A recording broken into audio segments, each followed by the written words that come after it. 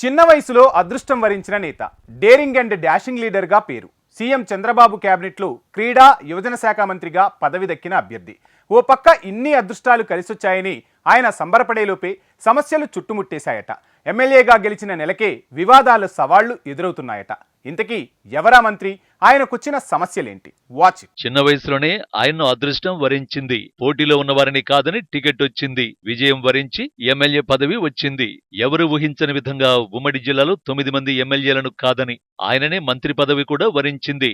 ఇంకేం, ఆయన ఆనందానికి హద్దుల్లేవు, సంబరాలకు లిమిట్ లేదు. కానీ ఆయన కుటుంబ సభ్యుల వ్యవహారం మాత్రం వివాదాస్పదంగా మారిందట. ఆయన భార్య తీరుతో కొత్త చిక్కులు వచ్చిపడ్డాయట.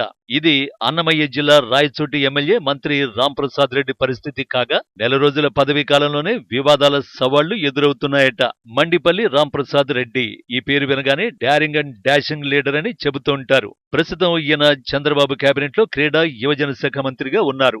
రాజకీయ నేపథ్యం కలిగిన కుటుంబం కావడం ఆయనకు వరం. రాంప్రసాద్ రెడ్డి తండ్రి నాగిరెడ్డి 3 సార్లు ఎమ్మెల్యేగా గెలిచారు. ఆయనకు నియోజకవర్గంలో మంచి పేరుంది.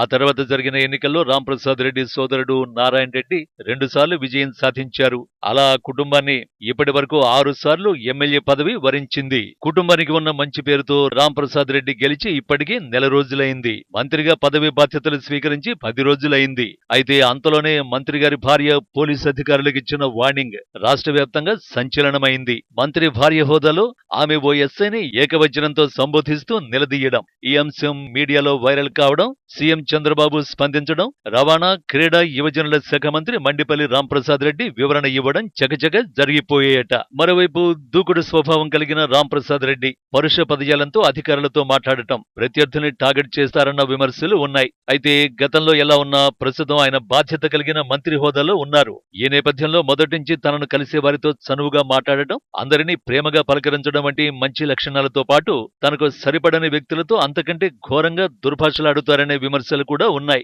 గతంలో వైసీపీతో అంటగాగిన అధికారుల్ని రాంప్రసాద్ రెడ్డి ఫోన్లో దుర్భాషలాడాడనే విమర్శలు తాజాగా తెరమీదకొచ్చాయి. గత 10 రోజుల క్రితం తాను మంత్రి పదవి స్వీకరించిన తర్వాత రాయచోటి అర్బన్ సీఐ వద్దకు తన మనిషిని పంపి అతని ఫోన్లో సీఐతో మాట్లాడిన సమయంలో దూషించినట్లు జోరుగానే ప్రచారం సాగుతోంది. అలాగే ఇంజనీరింగ్ విభాగంలో ఎగ్జిక్యూటివ్ ఇంజనీర్ను కూడా సెలవుపై వెళ్లిపోకపోతే నీ భరతం పడతానంటూ హెచ్చరించినట్లు సమాచారం.